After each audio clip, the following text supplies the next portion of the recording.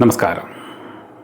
പൊതുവിടങ്ങളിൽ അല്പവസ്ത്രധാരിണിയായിട്ട് പ്രത്യക്ഷപ്പെടുന്ന ഒരു നടിയും പൊതുവിടങ്ങളിൽ ദ്വയാർത്ഥ പ്രയോഗം നടത്തി സംസാരിക്കുന്ന ഒരു ബിസിനസ്സുകാരനും തമ്മിലുള്ള പ്രശ്നം നമ്മുടെ മാധ്യമങ്ങളിൽ ഇപ്പോൾ സ്ഥിരമായ വാർത്തയായിട്ട് നിൽക്കുകയാണ്.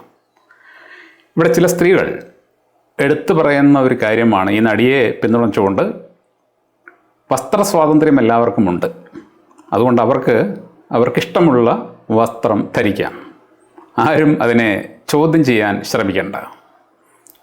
അങ്ങനെയാണെന്നുണ്ടെങ്കിൽ നമ്മുടെ ഇന്ത്യൻ ഭരണഘടന ആർട്ടിക്കിൾ 19(1) എല്ലാവർക്കും നൽകുന്ന ഒരു സ്വാതന്ത്ര്യമുണ്ട്, സംസാര സ്വാതന്ത്ര്യം, സംസാരിക്കാനുള്ള അവകാശം. വസ്ത്രധാരണ സ്വാതന്ത്ര്യത്തെക്കുറിച്ച് കൃത്യമായിട്ട് നമ്മുടെ ഭരണഘടന ഒന്നും പറയുന്നില്ല. വേറെ ഏതെങ്കിലും നിയമത്തിൽ പറയുന്നുണ്ടോ എന്നും എനിക്കറിഞ്ഞുകൂടാ. പക്ഷേ സംസാര സ്വാതന്ത്ര്യം നമ്മുടെ ഭരണഘടന എല്ലാ പൗരന്മാർക്കും നൽകുന്നുണ്ട്. സംസാര സ്വാതന്ത്ര്യം എന്ന് പറയുമ്പോൾ നമ്മളൊരു കടയിൽ പോയി സാധനം വാങ്ങാൻ വേണ്ടി അതേക്കുറിച്ച് പറയുന്നതോ അല്ലെങ്കിൽ കൂട്ടുകാർ തമ്മിൽ അങ്ങോട്ടും ഇങ്ങോട്ടും പറയുന്ന തമാശകളോ ഒന്നുമല്ല. മറിച്ച് അഭിപ്രായം പറയാനുള്ള സ്വാതന്ത്ര്യം, വിമർശിക്കാനുള്ള സ്വാതന്ത്ര്യം, ഇതെല്ലാം നമ്മുടെ ഭരണഘടന നൽകുന്നുണ്ട്. എന്നാൽ ഈ അടുത്ത കാലത്തായിട്ട് ഇങ്ങനെ അഭിപ്രായം പറയുന്ന ആൾക്കാരെ അടിച്ചമർത്തുന്ന ഒരു പ്രവണത സർക്കാരിൻ്റെ തന്നെ ഭാഗത്ത് നിന്ന്, മെഡിക്കൽ സയൻസിൻ്റെ ഭാഗത്ത് നിന്ന്, പല കോർപ്പറേറ്റുകളുടെ വമ്പന്മാരുടെ ഭാഗത്ത് നിന്ന് ഉണ്ടാകുന്നുണ്ട്. നമ്മുടെ അഭിപ്രായം ഒരു കാര്യത്തെക്കുറിച്ച് പറയാൻ പാടില്ല. നിങ്ങൾക്കറിയാം, കൊറോണ വന്ന സമയത്ത് കൊറോണ വാക്സിനെക്കുറിച്ച് അഭിപ്രായം പറയുന്നുണ്ടെങ്കിൽ അത് അനുകൂലമായിട്ട് മാത്രമായിരിക്കണം എന്നായിരുന്നു ഗൂഗിളിൻ്റെ നിയമം. ഇപ്പോഴും അങ്ങനെ തന്നെയാണ്. അതിനെതിര് പറഞ്ഞാൽ അല്ലെങ്കിൽ റിയാലിറ്റി പറഞ്ഞാൽ, നമ്മൾ നേരിട്ട് മനസ്സിലാക്കുന്ന കാര്യങ്ങൾ പറഞ്ഞാൽ നടപടി ഉണ്ടാകും. അങ്ങനെയുള്ള നടപടികളൊക്കെ നേരിട്ട ഒരു വ്യക്തിയാണ് ഞാൻ. അതിൻ്റെ പേരിൽ പോലീസ് സ്റ്റേഷനിലൊക്കെ പോകേണ്ടി വന്നിട്ടുണ്ട്. എന്ന് പറഞ്ഞാൽ നമ്മൾ പറയുന്ന കാര്യത്തിൽ റിയാലിറ്റി ഉണ്ടെങ്കിലും അത് ഏതെങ്കിലും ഒരു വലിയ കക്ഷിയുടെ താല്പര്യത്തെ ഹനിക്കുന്നതാണെങ്കിൽ അവർ പരാതി കൊടുക്കും. പോലീസുകാർ അതിന്മേൽ നടപടിയെടുക്കാൻ നിർബന്ധിതരാകും. അപ്പോൾ നമ്മുടെ ഭരണഘടനയെ നമ്മുടെ സർക്കാരുകൾ തന്നെ പല വിധത്തിൽ ലംഘിക്കുന്നുണ്ട് എന്നുള്ളത് നമുക്കെല്ലാവർക്കും അറിയാം. എന്നാൽ ഇപ്പോൾ നമ്മൾ ഇവിടെ ഈ പർട്ടിക്കുലർ സംഭവത്തിലേക്ക് വന്നു കഴിഞ്ഞാൽ, വസ്ത്രധാരണ സ്വാതന്ത്ര്യം ഉണ്ട് എന്ന് അവകാശപ്പെടുന്ന സ്ത്രീകൾ അത് എന്ത് തരം സ്വാതന്ത്ര്യമാണ് എന്നുകൂടി വ്യക്തമാക്കണം. നമ്മുടെ നാടിൻ്റെ ഒരു സംസ്കാരം അനുസരിച്ച് ആ സംസ്കാരത്തിൽ അഭിമാനം കൊണ്ട് ജീവിക്കുന്നവരാണ്. ഒരുപക്ഷെ ലോകത്തിലെ ഏറ്റവും നല്ല സംസ്കാരമുള്ള നാട് നമ്മുടെ നാടാണ്. മറ്റ് പലയിടങ്ങളിലും വിദേശ രാജ്യങ്ങളിലൊക്കെ ആൾക്കാർ വളരെ മാന്യമായിട്ടാണ് സംസാരിക്കുന്നത്. അവർ മറ്റുള്ളവരെ വളരെ റെസ്പെക്റ്റ് ചെയ്ത് സംസാരിക്കുന്നതെന്നൊക്കെ നമ്മൾ കേൾക്കാറുണ്ട്. അതെല്ലാം ഒരുതരം അടിച്ചേൽപ്പിക്കൽ കൊണ്ട് അവരങ്ങനെ ചെയ്യുന്നതാണ്. യഥാർത്ഥത്തിൽ അവർ അഭിനയിക്കുന്നതാണ്. അവിടെ അങ്ങനെയൊക്കെ സംസാരിച്ചില്ലെങ്കിൽ അവർക്കെതിരെ നടപടി ഉണ്ടാകും. ഒരാളോട് ദേഷ്യപ്പെട്ടാൽ, മോശമായിട്ട് സംസാരിച്ചാൽ നിയമ നടപടി നേരിടേണ്ടി വരും. അതുകൊണ്ട് ഗതികെട്ട് എന്തെങ്കിലും പ്രശ്നമുണ്ടായാൽ പോലും അത് ഉള്ളിലൊതുക്കി മാനസിക സമ്മർദ്ദത്തോടെ ജീവിക്കുന്ന ഒരു ജനതയാണ് പല വികസിത രാജ്യങ്ങളിലും ഉള്ളത്. അത്തരത്തിലുള്ള വികൃത നിയമങ്ങൾ നമ്മുടെ രാജ്യത്തേക്ക് കൊണ്ടുവരാനായിട്ട് പലരും ശ്രമിച്ചുകൊണ്ടിരിക്കുകയാണ്. അതിൻ്റെ ഒരു പ്രതിഫലനമാണ് ഈ അഭിപ്രായ സ്വാതന്ത്ര്യത്തിന്മേലുള്ള കടന്നുകയറ്റം. അപ്പോൾ ഭരണഘടന നമുക്ക് സംസാരിക്കാൻ സ്വാതന്ത്ര്യം തരുന്നുണ്ട്. പക്ഷേ അതൊരിക്കലും മറ്റുള്ളവരെ പരിഹസിക്കാനോ അധിക്ഷേപിക്കാനോ അസഭ്യം പറയാനോ ഒന്നുമുള്ള സ്വാതന്ത്ര്യമല്ല എന്നുള്ളതും വളരെ വ്യക്തമാണ്. ഇപ്പോൾ ഇവിടെ ഈ കേസുമായിട്ട് ബന്ധപ്പെട്ട് വരുന്ന ബിസിനസ്സുകാരൻ, അങ്ങേരുടെ കുറേ വീഡിയോകൾ നോക്കിയപ്പോൾ എനിക്ക് മനസ്സിലായത്, അയാൾ ആരെയെങ്കിലും വേദനിപ്പിക്കാൻ വേണ്ടി പറയുന്ന ഒരു രീതിയിലല്ല അത് പറയുന്നത്. അത് അയാളുടെ ഒരു രീതിയാണ്, അയാളുടെ ശീലമാണ്. എങ്ങനെയോ അയാളുടെ മനസ്സിൽ കയറിക്കൂടിയ ഒരു ശീലം. പുള്ളിയെ സംബന്ധിച്ച് അങ്ങനെയൊക്കെ സംസാരിക്കുന്നത് ഒരു തമാശയാണ്. പക്ഷേ അങ്ങനെയുള്ള തമാശകൾ സോഷ്യൽ മീഡിയകളിൽ വരുന്നത് അത്ര ശരിയായ കാര്യമല്ല, അല്ലെങ്കിൽ പൊതുവിടങ്ങളിൽ വരുന്നത് അത്ര ശരിയായ കാര്യമല്ല എന്ന് നമ്മളൊക്കെ ഒരുപക്ഷെ ചിന്തിക്കുന്ന ഒരു വിഷയമാണ്. എന്നാൽ ഇതിനേക്കാളൊക്കെ മോശമായിട്ടുള്ള ദ്വയാർത്ഥ പ്രയോഗങ്ങൾ കുട്ടികളും അമ്മമാരും അതുപോലെ തന്നെ ഒരു വീട്ടിലെ കുടുംബാംഗങ്ങളെല്ലാം കൂടെ കൊത്തിയിരുന്ന് കാണുന്ന പല കോമഡി ഷോകളിലും ഞാൻ കണ്ടിട്ടുണ്ട്. നമ്മുടെ വീടുകളിൽ, അതായത് വൈകുന്നേരം അച്ഛനമ്മമാർ കുഞ്ഞുങ്ങളുടെ ഒപ്പം ഇരുന്നു കൊണ്ട് കോമഡി ഷോ കാണുമ്പോൾ അതിൽ തുടർച്ചയായിട്ട് ദ്വയാർത്ഥ പ്രയോഗത്തിലുള്ള കോമഡി എന്ന പേരിൽ അവതരിപ്പിക്കുന്ന പരിപാടികൾ നമ്മൾ കണ്ടിട്ടുണ്ട്. അവിടെ എങ്ങും ആരും അതിനെ മോശമായിട്ട് കാണുകയോ അതിനെ എതിർക്കുകയോ ചെയ്തതായിട്ട് നമ്മൾ കണ്ടിട്ടില്ല. മൺമറഞ്ഞു പോയ പല മഹാനടന്മാരെയും അങ്ങേയറ്റം അധിക്ഷേപിക്കുന്ന തരത്തിൽ കോമഡി ഷോകൾ നമ്മൾ കണ്ടിട്ടുണ്ട്. സത്യനെ പോലെ ഒരു നടൻ മലയാളത്തിൽ ഇതുവരെ ഉണ്ടായിട്ടില്ല എന്ന് വിശ്വസിക്കുന്ന ഒരാളാണ് ഞാൻ. മമ്മൂട്ടിയും മോഹൻലാലും ഒക്കെ ഉണ്ടെങ്കിലും ആ സമയത്ത് സത്യനെ പോലെ ഒരു നടൻ നടത്തിയ നാച്ചുറലായിട്ടുള്ള അഭിനയം കഥാപാത്രമായിട്ട് പൂർണ്ണമായിട്ടും മാറുന്ന ആ പ്രക്രിയ അത്ഭുതാവഹമാണ്. അദ്ദേഹത്തിന് ആരുമായിട്ട് വന്ന് മത്സരിക്കാനൊന്നുമില്ല. സിനിമയുടെ തുടക്കകാലമാണ്. അങ്ങനെയുള്ളൊരു നടനെ പുതിയ തലമുറ അറിയുന്നത് ഒരു കാർട്ടൂണായിട്ടാണ്. അതേപോലെ തന്നെ ജയൻ, നമുക്കറിയാം മലയാള സിനിമയിൽ ഇന്ന് വരെ അതുപോലെ സാഹസികനായ ആക്ഷൻ രംഗങ്ങൾ ചെയ്യുന്ന ഒരു നടൻ വന്നിട്ടില്ല. അദ്ദേഹത്തിൻ്റെ പേഴ്സണാലിറ്റി ഒരു നടനുമില്ല. ചുരുങ്ങിയ കാലം കൊണ്ട് ജനങ്ങളുടെ മനസ്സിൽ ഇടം പിടിച്ച ഒരു സൂപ്പർ സ്റ്റാറാണ് അദ്ദേഹം. അദ്ദേഹത്തെ എത്ര വികലമായിട്ട് ഇവിടെ പലരും അവതരിപ്പിച്ചു. അപ്പോൾ ഇവിടെ മറ്റ് പലരെയും അവഹേളിക്കുകയും ആക്ഷേപിക്കുകയും ദൈവാർത്ഥപൂർവ്വം നടത്തുകയൊക്കെ ചെയ്യുന്ന ഒരു സംസ്കാരം നമ്മുടെ സമൂഹത്തിൽ വർഷങ്ങളായിട്ട് നിലനിൽക്കുന്നുണ്ട്. അതിനെയൊന്നും ആരും എതിർത്ത് കണ്ടിട്ടില്ല. ഇപ്പോൾ ഇതിനൊക്കെ എതിരെ സംസാരിക്കുന്ന മാധ്യമങ്ങൾ തന്നെ അത്തരത്തിലുള്ള സംസ്കാരം വളർത്തിയവരാണ്. അപ്പോൾ ഈ ബിസിനസ്സുകാരനായിട്ടുള്ള വ്യക്തി ചെയ്തുകൊണ്ടിരുന്ന കാര്യം ശരിയാണ് എന്നുള്ളത് നമുക്ക് സമ്മതിക്കാൻ പറ്റില്ലെങ്കിലും അയാളെ കുറ്റപ്പെടുത്താൻ പറ്റില്ല. കാരണം അയാൾ പറയുന്നതിനേക്കാൾ മോശം കാര്യങ്ങൾ ഇവിടുത്തെ TV ചാനലുകളിൽ നിരന്തരമായിട്ട് വന്നുകൊണ്ടിരുന്നതാണ്, ഇപ്പോഴും വന്നുകൊണ്ടിരിക്കുന്നുണ്ട്. അപ്പോൾ അവർക്കങ്ങനെ പറയാമെങ്കിൽ എനിക്കും പറയാം എന്ന് മാത്രമേ ചിലപ്പോൾ അദ്ദേഹം ചിന്തിച്ചിട്ടുണ്ടാവുള്ളൂ. തന്നെയുമല്ല, അദ്ദേഹം ഒരുപാട് നല്ല പ്രവൃത്തികൾ ചെയ്യുന്ന ആളാണ്. ഒരുപാട് ആൾക്കാരെ സഹായിക്കുന്ന വ്യക്തിയാണ്. പക്ഷെ സംസാരിക്കുമ്പോൾ ഇങ്ങനെയൊക്കെയുള്ള ചില പ്രയോഗങ്ങളുണ്ട്. അതൊരു തമാശയായിട്ടാണ് ആ മനുഷ്യൻ കാണുന്നത്. നമ്മൾ കോമഡി ഷോയിൽ അത് തമാശയായിട്ട് കാണുന്നുണ്ടെങ്കിൽ ഇങ്ങേര് പറയുന്നതും തമാശയായിട്ട് തന്നെ കാണണം. അല്ലെങ്കിൽ അതും മോശമാണ്.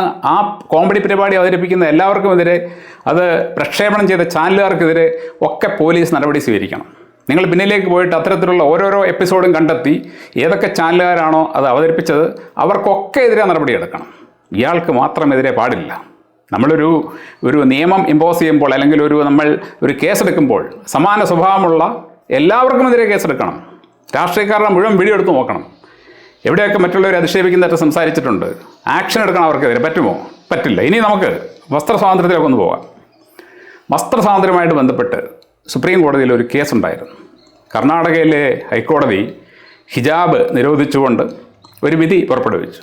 അപ്പോൾ അതിനെതിരെ സുപ്രീം കോടതിയിൽ കേസ് നടന്നു. അവിടെ വക്കീലും ജഡ്ജിയും തമ്മിൽ നടന്ന ഒരു സംസാരമുണ്ട്. സീനിയർ അഡ്വക്കേറ്റ് ദേവദത്ത് കമ്മത്തും ജഡ്ജി ഹേമന്ത് ഗുപ്തയും തമ്മിലാണ് ഈ സംസാരം ഉണ്ടായത്.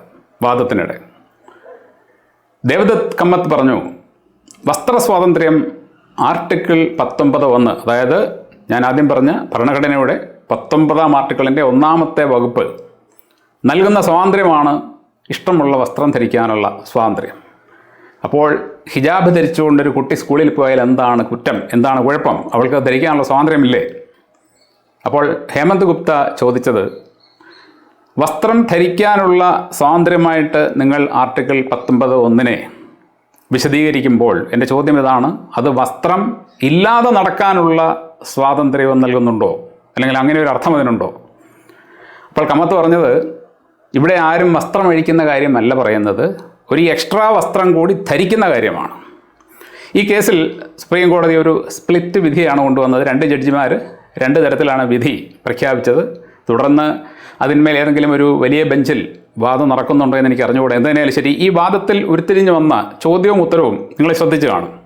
ജഡ്ജിയുടെ ആശങ്ക എന്നാണ്, ആർട്ടിക്കിൾ 19(1) വസ്ത്രമില്ലാതെ നടക്കാനുള്ള സ്വാതന്ത്ര്യമായിട്ട് ആൾക്കാർ എടുക്കുമോ എന്ന ആശങ്കയാണ് അദ്ദേഹത്തിന്. എന്നാൽ വക്കീൽ പറഞ്ഞത് ഞാൻ ആ അർത്ഥത്തിലല്ല, മറിച്ച് മാന്യമായിട്ട് വസ്ത്രം ധരിക്കാനുള്ള സ്വാതന്ത്ര്യം വേണമെന്നാണ്. അപ്പോൾ എന്താണ് മാന്യമായ വസ്ത്രധാരണം? എൻ്റെ ഒരു സുഹൃത്ത് എന്നോട് ചോദിച്ചു, ഈ മാന്യമായ വസ്ത്രധാരണം എന്ന് പറഞ്ഞാൽ എന്താണ്? മാന്യമായ വസ്ത്രധാരണം എന്ന് പറഞ്ഞാൽ വളരെ സിമ്പിളായിട്ട് നമുക്കതിനെ മനസ്സിലാക്കാൻ പറ്റുന്നത്, ലൈംഗിക അവയവങ്ങളൊന്നും കാണിക്കാതെ നടക്കുന്ന വസ്ത്രധാരണം.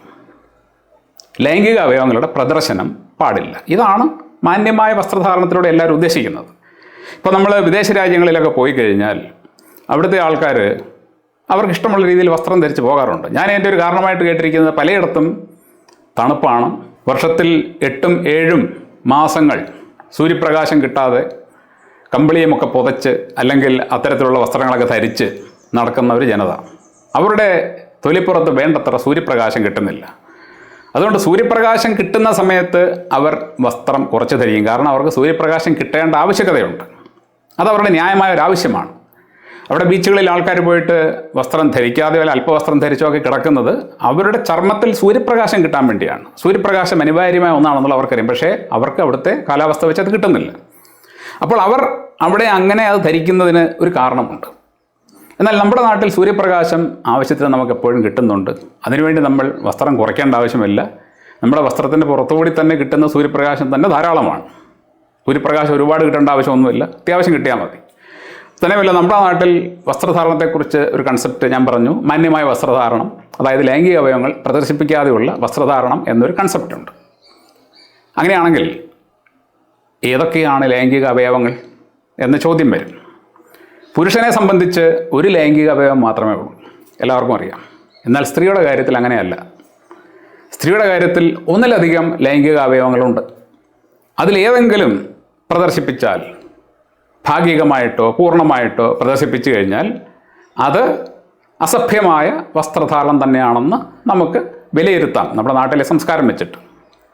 അപ്പോൾ ഒരു സ്ത്രീ സാധാരണ മറ്റുള്ള സ്ത്രീകൾ ധരിക്കുന്നതിനേക്കാൾ കുറച്ച് വസ്ത്രം ധരിച്ച് എന്തെങ്കിലുമൊക്കെ പുറമേ കാണിക്കാൻ ശ്രമിക്കുമ്പോൾ ആ സ്ത്രീ സമൂഹത്തിന് ഒരു സന്ദേശം കൊടുക്കുന്നുണ്ട്. എന്താണ് സന്ദേശം? ആ സന്ദേശം ഇതാണ്: ഞാൻ വസ്ത്രസ്വാതന്ത്ര്യം ആസ്വദിക്കുന്ന ഒരാളാണെന്നല്ല, മറിച്ച് എന്നെ 10 പേര് നോക്കാൻ ഞാൻ ആഗ്രഹിക്കുന്നു എന്ന് തന്നെയാണ് ആ സന്ദേശം. ഏത് തരത്തിൽ നോക്കാൻ ആഗ്രഹിക്കുന്നു? ഇപ്പോൾ മദർ തെരേസ ഒരു സ്ഥലത്ത് വന്നു കഴിഞ്ഞാൽ മദർ തെരേസയെ ആൾക്കാർ നോക്കുന്നത് ഒരിക്കലും അവരുടെ വസ്ത്രധാരണം കണ്ടുകൊണ്ടല്ല, അവരുടെ വ്യക്തിത്വം കണ്ടുകൊണ്ടാണ്. മഹാത്മാഗാന്ധി വന്നാലും ശരി, അദ്ദേഹത്തിൻ്റെ വസ്ത്രം നോക്കിയല്ല, അദ്ദേഹത്തിൻ്റെ വ്യക്തിത്വം വെച്ചുകൊണ്ടാണ് അദ്ദേഹത്തെ നോക്കുന്നത്. നരേന്ദ്രമോദി വന്നാലും അദ്ദേഹത്തിൻ്റെ സ്ഥാനമോ അദ്ദേഹത്തിൻ്റെ വ്യക്തിത്വമോ വെച്ചാണ് അദ്ദേഹത്തെ നോക്കുന്നത്. അദ്ദേഹത്തിന് വസ്ത്രം ഉരിഞ്ഞിട്ട് ശ്രദ്ധ നേടേണ്ട ആവശ്യമില്ല. വലിയ മനുഷ്യന്മാർക്ക് ആർക്കും തന്നെയില്ല. സ്വന്തം വ്യക്തിത്വത്തിൽ വിശ്വാസമുള്ള ഒരാൾക്ക് പോലും വസ്ത്രം കുറച്ചെടുത്തിട്ട് ആൾക്കാരുടെ ശ്രദ്ധ ആകർഷിക്കേണ്ട ഗതികേടില്ല. അപ്പോൾ ഒരു വ്യക്തി വസ്ത്രം കുറച്ച് ധരിച്ചുകൊണ്ട്, അത് പുരുഷനായാലും സ്ത്രീ ആയാലും, ഇപ്പോൾ ചില പുരുഷന്മാർ ഒരു 6 പാക്ക് ശരീരമൊക്കെ ഉണ്ടാക്കിയിട്ട് ഷർട്ടിടാൻ നടക്കുന്ന കണ്ടിട്ടുണ്ട്. അതൊരു വൈകല്യമാണ്. മറ്റുള്ളവർ എന്നെ നോക്കണം, എൻ്റെ ശരീരം കാണണം എന്നുള്ള ഒരു വൈകല്യ ചിന്തയാണ്. അങ്ങനെ ഒരാൾ കണ്ടു കഴിഞ്ഞാൽ അയാളുടെ മനസ്സിൽ ഇയാളെക്കുറിച്ചുണ്ടാകുന്ന ധാരണ എന്ന് പറയുന്നത് നമ്മുടെ നാട്ടിലെ ഒരു രീതി വെച്ചിട്ട് നമുക്കെല്ലാവർക്കും അറിയാം എന്തായിരിക്കുമെന്നുള്ളത്. അപ്പോൾ ഈ വസ്ത്ര സ്വാതന്ത്ര്യം എന്ന് പറയുന്നത് കൃത്യമായിട്ട് ഡിഫൈൻ ചെയ്യാത്ത കാലത്തോളം നമ്മുടെ നാട്ടിൽ നിലനിൽക്കുന്ന സഭ്യതയുടെ അതിർവരമ്പുകളുടെ ഉള്ളിൽ നിന്നുകൊണ്ടുള്ള ഒരു നിർവചനമാണ് ഓരോ വ്യക്തികളും കൊടുക്കേണ്ടത്.